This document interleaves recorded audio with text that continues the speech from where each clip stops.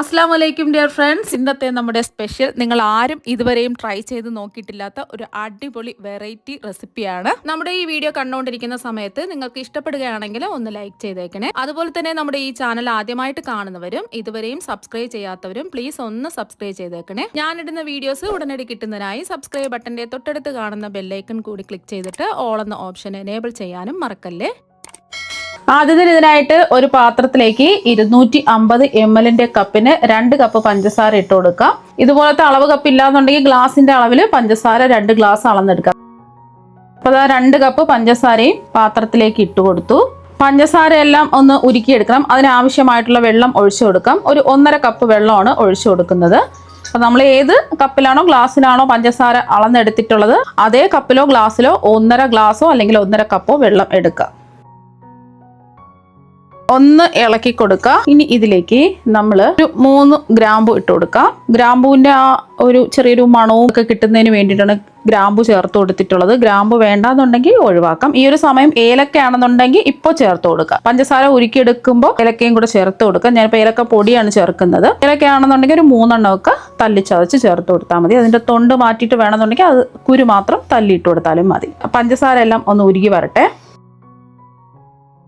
ഇപ്പം പഞ്ചസാര എല്ലാം മെൽറ്റായി വന്നിട്ടുണ്ട്. ഫ്ലെയിം കുറച്ചിട്ടിട്ട് വേണം പഞ്ചസാര ഒന്ന് മെൽറ്റാക്കി എടുക്കാൻ. ഇനി ഫ്ലേവറിന് വേണ്ടിയിട്ട് ഒരു 1/4 ടീസ്പൂൺ ഏലക്കാപ്പൊടി ചേർത്ത് കൊടുക്കാം. ഇത് ഏലക്കയുടെ തൊണ്ട് മാറ്റിയിട്ട് അതിൻ്റെ സീഡ് മാത്രം പൊടിച്ചിട്ടുള്ള ഏലക്കപ്പൊടിയാണ് 1/4 ടീസ്പൂൺ ചേർത്ത് കൊടുത്തത്. പഞ്ചസാര കൂട്ടി ചേർത്ത് പൊടിച്ച ഏലക്കപ്പൊടിയാണെന്നുണ്ടെങ്കിൽ 1 ടീസ്പൂൺ ചേർത്ത് കൊടുക്കാം. ഒരു നൂൽപ്പാവൊന്നും ആയി പോകരുത് ഈ സിറപ്പ്. നമ്മൾ കയ്യിൽ പിടിച്ച് നോക്കുന്ന സമയത്ത് ഒരു ഒട്ടുന്ന പരുവം ആയിരിക്കണം. 4 മിനിറ്റ് ഒക്കെ ആകുമ്പോൾ റെഡിയാവും. നമുക്ക് പഞ്ചസാര പാനി റെഡിയായോ ഒന്ന് ചെക്ക് ചെയ്ത് നോക്കാം. കുറച്ച് എടുത്തിട്ട് എൻ്റെ ചൂട് മാറിയിട്ട് വേണം കൈ വെച്ചിട്ട് നോക്കാൻ, അല്ലെങ്കിൽ കൈ പൊള്ളും. ഫ്ലെയിം ഒന്ന് കുറച്ച് വെച്ച് കൊടുക്കുക. സിറപ്പ് എടുത്ത് അതിൻ്റെ ചൂട് മാറിയിട്ട് ഇതുപോലെ കയ്യിൽ വെച്ചിട്ട് ഒന്ന് നോക്കുക. അപ്പോൾ ഇതുപോലെ നമുക്ക് ഒട്ടുന്നതായിട്ട് നമുക്ക് തോന്നും കയ്യിൽ പിടിച്ച് നോക്കുന്ന സമയത്ത്. ഒരു നൂൽ പാവൊന്നും ആയി പോകരുത്. ഇതുപോലെ ഒട്ടുന്ന പരുവാണ് നമുക്ക് വേണ്ടത്. 2 കയ്യിലും ഇങ്ങനെ പിടിച്ച് നോക്കുന്ന സമയത്ത് ഒട്ടി വരും. ഒരു നൂൽ പാവമായി പോയാൽ പിന്നെ ഒന്നും ചെയ്യാൻ പറ്റില്ല. ഇനി ഇതിലേക്ക് നമ്മൾ 1 ടീസ്പൂൺ നാരങ്ങ നീരാണ് ചേർത്ത് കൊടുക്കുന്നത്. ഒരു ചെറിയൊരു നാരങ്ങയുടെ ചെറിയൊരു ഭാഗം പിഴിഞ്ഞൊഴിച്ചു കൊടുക്കുക. ഈ നാരങ്ങ നീര് ചേർത്ത് കൊടുക്കുന്നത് പഞ്ചസാര ക്രിസ്റ്റലൈസ് ആയി പോവാതിരിക്കാൻ വേണ്ടിയിട്ടാണ്. കാരണം എന്ന് വെച്ചാൽ പഞ്ചസാര പാനി കട്ട പിടിച്ചിട്ട് ആ വെള്ളം പോലെ കിടക്കുമല്ലോ, അതുണ്ടാവാതിരിക്കാൻ വേണ്ടിയിട്ടാണ് നമ്മൾ നാരങ്ങ നീര് ചേർത്ത് കൊടുത്തിട്ടുള്ളത്. കുരു വീണിട്ടുണ്ട്, അതങ്ങ് മാറ്റാം. അപ്പോൾ നമ്മുടെ ഷുഗർ സിറപ്പ് ഇത് ഇവിടെ റെഡി ആയിട്ടുണ്ട്. നാരങ്ങ നീര് ചേർത്ത് കൊടുത്തതിന് ശേഷം നമുക്കങ്ങ് ഫ്ലെയിം ഓഫ് ആക്കാം. ഇതിവിടെ ഇരിക്കട്ടെ. അതിലേക്ക് 250 ml കപ്പിന് 2 കപ്പ് കടലമാവ് ഇട്ട് കൊടുക്കാം. നമ്മൾ കടയിൽ നിന്നും വാങ്ങുന്ന കടലമാവ് എടുക്കുന്ന സമയത്ത് ചെറിയ ചെറിയ കട്ടകൾ പോലെ കിടക്കും. അതൊന്ന് അരിച്ചിട്ട് വേണം കടലമാവ് എടുക്കാൻ. ഇപ്പം ഗ്ലാസിന്റെ അളവിലാണെന്നുണ്ടെങ്കിൽ 2 ഗ്ലാസ് മാവ് അളന്നെടുക്കുക. മെഷർമെന്റ് അളവിലാണെന്നുണ്ടെങ്കിൽ 250 ml കപ്പിന് 2 കപ്പ് ഞാൻ കടലമാവ് അളന്നെടുത്ത് വെച്ചിട്ടുണ്ട്. ഇനി ഇതിലേക്ക് 2 നുള്ളു ഉപ്പ് ചേർത്ത് കൊടുക്കുക. നമ്മൾ 1 കപ്പ് കടലമാവ് എടുക്കുകയാണെന്നുണ്ടെങ്കിൽ 1 നുള്ളു ഉപ്പ് ചേർത്ത് കൊടുത്താൽ മതി. 2 കപ്പ് മാവ് അളന്നെടുക്കുകയാണെന്നുണ്ടെങ്കിൽ 2 നുള്ളു ഉപ്പ് ചേർത്ത് കൊടുക്കുക. കൂടി പോവരുത്. ഇനി ഇതിലേക്ക് നമ്മൾ ചേർത്ത് കൊടുക്കുന്നത് 2 നുള്ളു ബേക്കിംഗ് സോഡയാണ്, സോഡാപ്പൊടിയാണ്. അതും നമ്മൾ 1 കപ്പ് കടലപ്പൊടിയാണെന്നുണ്ടെങ്കിൽ 1 നുള്ളു ബേക്കിംഗ് സോഡ ചേർത്താൽ മതി. 2 കപ്പ് കടലമാവ് ആയതുകൊണ്ടാണ് 2 നുള്ളു ബേക്കിംഗ് സോഡ എടുത്തിട്ടുള്ളത്. അതും കൂടിപ്പോവരുത്. ഈ ഉപ്പും ബേക്കിംഗ് സോഡയും മാവിന്റെ എല്ലാ ഭാഗത്തും എത്തുന്നതിന് വേണ്ടിയിട്ട് ഒന്ന് മിക്സ് ചെയ്യാം. അപ്പോൾ ഒന്ന് മിക്സ് ചെയ്ത് എടുത്തിട്ടുണ്ട്. ഇനി ഇതിലേക്ക് ആവശ്യത്തിനുള്ള വെള്ളം ഒഴിച്ചു കൊടുക്കാം. ഞാനിപ്പോൾ മാവ് അളന്നെടുത്ത അതേ കപ്പിൽ തന്നെ 1 കപ്പ് വെള്ളം എടുത്തിട്ടുണ്ട്. നമ്മൾ എടുക്കുന്ന ഓരോ കടലമാവിനനുസരിച്ച് വെള്ളത്തിന്റെ അളവിന് വ്യത്യാസം ഉണ്ടാവും. അതുകൊണ്ട് ആദ്യം നമുക്ക് ഒരു 1/4 കപ്പ് വെള്ളം ഒഴിച്ചു കൊടുക്കാം. വെള്ളം ഒരുമിച്ച് ഒഴിക്കരുത്, കുറച്ച് കുറച്ചായിട്ട് ഒഴിച്ചിട്ട് ബാറ്റർ റെഡിയാക്കി എടുക്കുക. ഒരു ദോശ മാവിൻ്റെയൊക്കെ ഒരു പരുവത്തിന് വേണം മാവ് റെഡിയാക്കി എടുക്കാൻ. അപ്പോൾ 1 കപ്പ് വെള്ളം ഫുള്ളായിട്ട് ഒഴിച്ചു കൊടുത്തിട്ടുണ്ട്. കുറച്ച് കട്ടിക്കാണിരിക്കുന്നത്, കുറച്ച് വെള്ളം കൂടി ഒഴിച്ചു കൊടുക്കാം. ഞാൻ വീണ്ടും ഒരു 1/2 കപ്പ് വെള്ളവും കൂടി എടുത്തിട്ടുണ്ട്. സാധാരണ പച്ചവെള്ളം തന്നെയാണ് എടുത്തിട്ടുള്ളത്. വീണ്ടും നമുക്ക് ബാറ്റർ ഒന്ന് കലക്കിയെടുക്കാം. അപ്പോൾ വെള്ളം എടുത്ത് ഒരുമിച്ച് അങ്ങ് ഒഴിക്കാതെ ഇതുപോലെ കുറച്ച് കുറച്ചായിട്ട് ഒഴിച്ചിട്ട് കട്ടകളൊന്നും ഇല്ലാതെ കലക്കി യോജിപ്പിച്ചെടുക്കുക. ഗ്ലാസിൻ്റെ അളവിലാണെന്നുണ്ടെങ്കിൽ നമ്മൾ ഏത് ഗ്ലാസ്സിലാണോ മാവ് അളന്നെടുത്തിട്ടുള്ളത് ആ ഗ്ലാസ്സിൽ തന്നെ വെള്ളവും എടുക്കുക. എന്നിട്ട് കുറച്ച് കുറച്ചായിട്ട് ഒഴിച്ചിട്ട് ഇതുപോലെ ഒന്ന് ബാറ്റർ റെഡിയാക്കി എടുക്കുക. ഇപ്പോഴും കുറച്ച് കട്ടിക്കാണ് ഇരിക്കുന്നത്. ബാക്കി വെള്ളം മുഴുവനും ഒഴിച്ചു കൊടുക്കുക. അപ്പോൾ ഞാൻ എടുത്തിട്ടുള്ള 1/2 കപ്പ് വെള്ളം ഫുള്ളായിട്ട് ഇതാ ഒഴിച്ചു കൊടുത്തിട്ടുണ്ട്. നമ്മുടെ ബാറ്റർ ഇതാ ഇവിടെ റെഡി ആയിട്ടുണ്ട്. ഒട്ടും കട്ടകളൊന്നും ഇല്ലാതെ റെഡിയാക്കി എടുക്കുക. ബാറ്റർ അങ്ങ് ഒരുപാട് കട്ടിയാവാനും പാടില്ല, ഒരുപാട് ലൂസായി പോകാനും പാടില്ല. ദോശയ്ക്കൊക്കെ നമ്മൾ മാവ് റെഡിയാക്കി എടുക്കില്ലേ, ആ ഒരു രീതിക്ക് ബാറ്റർ റെഡിയാക്കി എടുക്കുക. ഇനി നമ്മൾ തയ്യാറാക്കിയ ബാറ്റർ ഒരു ബൗളിലേക്ക് പകുതി ഒഴിച്ചു കൊടുക്കുക. അപ്പോൾ നമ്മൾ തയ്യാറാക്കിയ പകുതി ബാറ്റർ ഒരു ബൗളിലേക്ക് മാറ്റിയിട്ടുണ്ട്. ഇതിലേക്ക് നമ്മൾ ചേർത്ത് കൊടുക്കുന്നത് റെഡ് ഫുഡ് കളറാണ്. ഫുഡ് കളർ ചേർക്കേണ്ട ആവശ്യമൊന്നുമില്ല, കാണാൻ ഒരു ഭംഗിക്ക് വേണ്ടിയിട്ടാണ് ചേർത്ത് കൊടുക്കുന്നത്. ഒരു ഡ്രോപ്പ് ചേർത്ത് കൊടുത്താൽ മതി. അപ്പോൾ ഒന്ന് മിക്സ് ചെയ്യാം.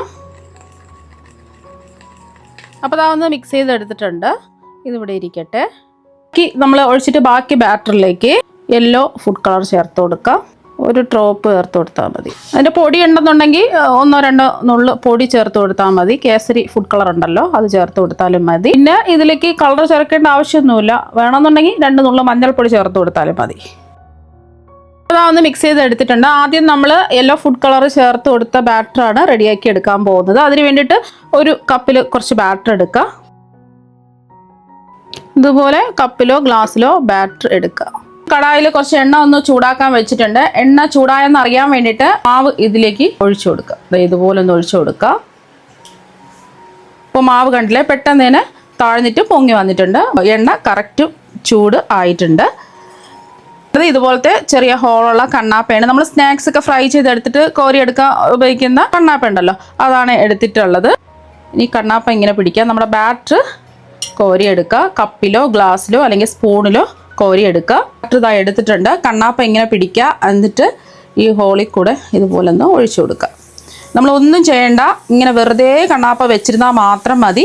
റൊട്ടേറ്റ് ചെയ്യേണ്ട ആവശ്യമൊന്നുമില്ല. കണ്ടില്ലേ, എല്ലാം പെട്ടെന്ന് തന്നെ ഇതാ ബോൾസ് പോലെ റെഡിയായി കിട്ടുന്നുണ്ട്. റൊട്ടേറ്റ് ചെയ്യേണ്ട ആവശ്യമില്ല. ഇങ്ങനെ വെറുതെ ഇങ്ങനെ വെച്ചിരുന്നാൽ മതി. അത് തെന്നി മാറി പൊക്കോളും, ഒട്ടിപ്പിടിക്കുകയൊന്നുമില്ല. ഫ്ലെയിം നമ്മൾ ഒഴിച്ചു കൊടുത്തതിന് ശേഷം മീഡിയം ഫ്ലെയിം വെക്കുക. 20 സെക്കൻഡ് കഴിയുമ്പോൾ ഒന്ന് ഇളക്കി കൊടുക്കുക. ഒരുപാട് അങ്ങ് മുരിഞ്ഞു പോവേണ്ട ആവശ്യമൊന്നുമില്ല. ലൈറ്റായിട്ട് ഒന്ന് നിറം മാറിയാൽ മതി.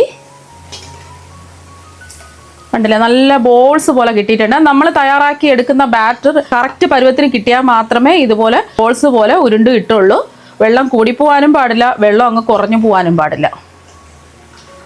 അപ്പോൾ ചെറുതായിട്ടൊന്ന് നിറം മാറി ഇതാ ചെറുതായിട്ടൊന്ന് മൊരിഞ്ഞ് വന്നാൽ മതി. ഒരുപാടങ്ങ് മൊരിഞ്ഞ് വരേണ്ട ആവശ്യമില്ല. ഇനി നമുക്ക് എണ്ണയിൽ നിന്നങ്ങ് കോരി മാറ്റാം. അപ്പോൾ ബാക്കിയെല്ലാം നമുക്ക് ഇതുപോലെ തന്നെ റെഡിയാക്കി എടുക്കാം. യെല്ലോ ഫുഡ് കളർ ചേർത്ത ബാറ്റർ മുഴുവനും ബൂന്തിയാക്കി റെഡിയാക്കി എടുത്തിട്ടുണ്ട്. അപ്പം നമ്മൾ എപ്പോഴും ഈ ഹോളുള്ള സ്പൂൺ എടുക്കുന്ന സമയത്ത് ഒന്നുകിൽ കൈകൊണ്ട് ആ മാവെല്ലാം മാറ്റിയതിന് ശേഷം എടുക്കുക. അല്ലാന്നുണ്ടെങ്കിൽ ഒരു റൗണ്ട് ഷേപ്പിൽ കിട്ടില്ല. അല്ലാന്നുണ്ടെങ്കിൽ ഒരു സ്പാച്ചില വെച്ചിട്ട് 2 വശവും ക്ലീൻ ചെയ്തതിന് ശേഷം മാത്രമേ ബാറ്റർ ഒഴിച്ചു കൊടുക്കാവൂ. ഓരോ പ്രാവശ്യം ഒഴിക്കുമ്പോഴും അങ്ങനെ തന്നെ ചെയ്യുക. ഒന്നുകിൽ കഴുകി വൃത്തിയാക്കി തുടച്ചെടുക്കുക. അല്ലാന്നുണ്ടെങ്കിൽ സ്പാച്ചില വെച്ചോ കൈ വെച്ചിട്ടോ ആ ബാറ്റർ മുഴുവൻ മാറ്റിയതിന് ശേഷം ഇതിലേക്ക് ഒഴിച്ചു കൊടുക്കുക. എണ്ണ നല്ലതുപോലെ ചൂടായതിന് ശേഷം വേണം ഒഴിക്കാൻ. നമ്മളൊന്നും ചെയ്യേണ്ട. മാവ് കുറച്ചായിട്ട് ഒഴിച്ചു കൊടുക്കുക. കണ്ടില്ലേ, നമ്മൾ ഒഴിച്ചു കൊടുക്കുന്ന മാവെല്ലാം പൊങ്ങി മേളിലോട്ട് വരും. റൊട്ടേറ്റ് ചെയ്യേണ്ട ആവശ്യമൊന്നുമില്ല. വെറുതെ ഇങ്ങനെ ഈ സ്പൂണ് വെച്ചെടുത്താൽ മാത്രം മതി. ഒരുപാടങ്ങ് മൊരിഞ്ഞു പോവരുത്, എന്നാൽ വെന്ത് കിട്ടുകയും വേണം. ചെറുതായിട്ടൊന്ന് മുരിഞ്ഞു വന്നാൽ മതി. പക്ഷെ ഒരുപാട് മുരിഞ്ഞു വരികയാണെന്നുണ്ടെങ്കിൽ പിന്നെ ഒന്നും ചെയ്യാൻ പറ്റില്ല. അപ്പോൾ അത് ഇവിടെ റെഡി ആയിട്ടുണ്ട്. എണ്ണയിൽ നിന്നങ്ങ് കോരി മാറ്റാം. ഒരുപാട് മുരിഞ്ഞു പോവാതിരിക്കാൻ പ്രത്യേകം ശ്രദ്ധിക്കുക. അപ്പോൾ ബാക്കിയിരിക്കുന്നതും ഇതുപോലെ തന്നെ ചെയ്തിട്ടെടുക്കും. ഇത് ആദ്യം തയ്യാറാക്കിയ യെല്ലോ കളർ ചേർത്തിട്ടുള്ള ബൂന്തിയാണ്. ഇത് റെഡ് കളർ ചേർത്തിട്ടുള്ള ബൂന്തിയാണ്. 2 ബൂന്തിയും ഇവിടെ റെഡി ആയിട്ടുണ്ട്. അപ്പോൾ അതാ കണ്ടില്ലേ, നല്ല മുത്തുമണികൾ പോലെ കിട്ടിയിട്ടുണ്ട്. രണ്ടും ഒന്ന് മിക്സ് ചെയ്യുക.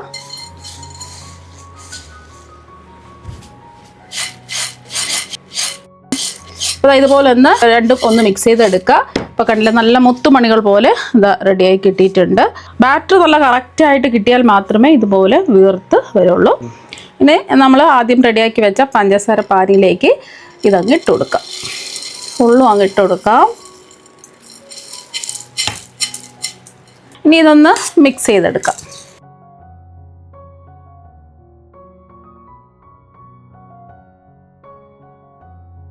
അപ്പോൾ ഒന്ന് മിക്സ് ചെയ്ത് കൊടുത്തതിന് ശേഷം നമുക്കിത് കുറച്ച് സമയം റെസ്റ്റ് ചെയ്യാൻ വെക്കേണ്ടി വരും. 1-2 മണിക്കൂർ ഇങ്ങനെ തന്നെ വെക്കുക. ഇടയ്ക്കൊന്ന് ഇളക്കി കൊടുക്കുക. എന്ന് വെച്ചാൽ ഈ പഞ്ചസാര പാനിയൊക്കെ ഈ ബൂന്തിയിൽ പിടിച്ച് കിട്ടണം. അപ്പോൾ അതിന് വേണ്ടിയിട്ട് കുറച്ചധികം സമയം വെക്കുക. മൂടി വെച്ച് കൊടുക്കാം.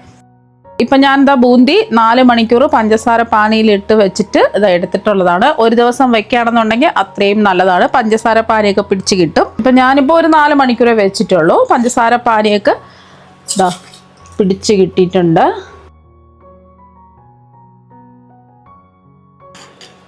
അടിപൊളിയായിട്ട് കിട്ടിയിട്ടുണ്ട്.